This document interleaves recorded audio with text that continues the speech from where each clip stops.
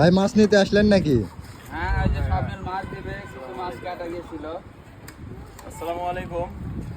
সুমন ভাইয়ের জন্য আমি মাছ কিছু উঠাই রাখছি এই পুকুর থেকে। আজকে সুমন ভাই আমাকে মাছ নিয়েছিল কিছুদিন আগে, সিলভার কাপ। তো যখন নিছিল তার কিছুদিন পরে পুকুরে দেওয়ার পরে অনেক মাছ কেটে গেছিল। আমি যেমন বলছিলাম একটা মাছ কেটে গেলে 10টা দিব, তেমন আমি সুমন ভাইয়ের জন্য স্পেশালি রেডি করে রাখছি মাছ। মাছটা দেখা দেখি। এখনো মাছ মাপা হয়নি, তাও আমার একটা ধারণা এখানে 20-25 কেজি মাছ আছে। মাছ কি একটু বড় সাইজ নাকি এবার স্বপ্নের? একটু ব্যাটতে পারে ভাই, কারণ জালের ব্যারি খেলো, তারপরে আর পুকুরে তারা 10 দিন ছিল, আপনি মাছ নিয়ে গেলেন। এই ভালো মাছ আমরা আশা করি হবে।